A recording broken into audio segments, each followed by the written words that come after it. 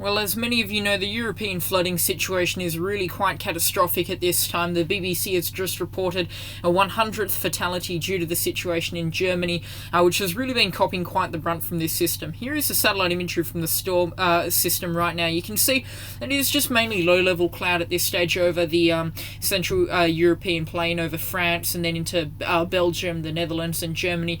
But there are still significant thunderstorms and stuff associated with the low-pressure system down the Adriatic. Still persisting over much of the more Eastern European countries, and then also into Poland as well. Taking a look at the infrared imagery, you can see that there is significant thunderstorms moving up through Poland. But at this stage, it seems like the rain will ease for at least a few days or so. But it will definitely be back, and it will be back in force. So it seems like over the next sort of day or so, we're going to be having some dry conditions. It's just Germany that will be taking the brunt of it, and also down south around Czechoslovakia, that sort of area, will be still taking quite a bit of rain. So in the next 24 hours, in certain locations around Europe, if we use the Icon EU model, Poland could be copping up to 25 millimeters of rain. That's up to an inch. Parts of Switzerland could also be taking the same amount of rainfall. And then down into more southern countries down here, Serbia, and down into Czechoslovakia, we could be seeing totals up in towards 50 millimeters of rain, as indicated by the deeper greens and then into the yellows there. As we go into the next 2 days, we're looking at really significant rainfall totals. You zoom in here to Liechtenstein, Switzerland, and then over into Austria as well.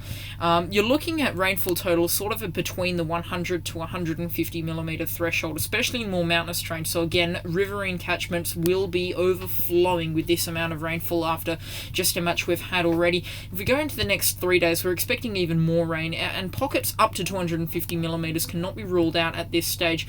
Take a look at the ECMWF model. A little bit less rain, but then again, it is a lower resolution model.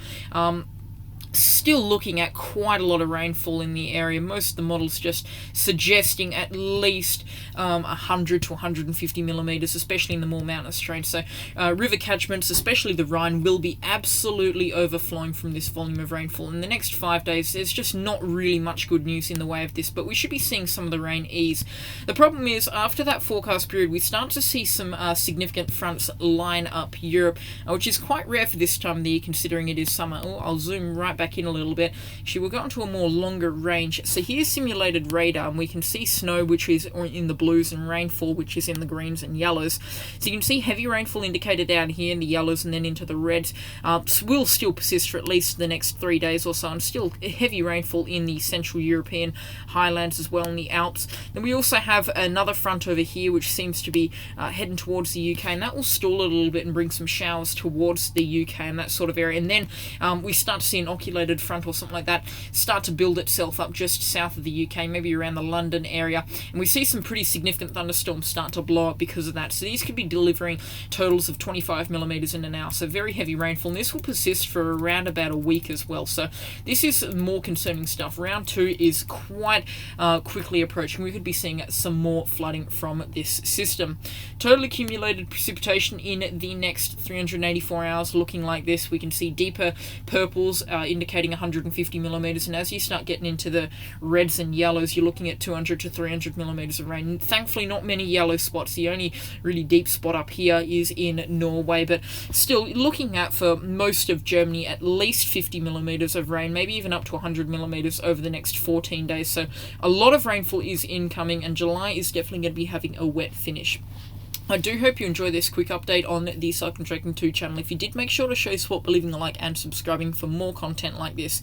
Please give your analogies down below in the comments of how bad this flooding situation has been. I'd love to hear how you've been going through the system, and if you are yet to receive any rainfall, don't count this system off yet, because there could be more rainfall coming. Thank you so much for watching the video, and I'll catch you all in the next storm. Goodbye.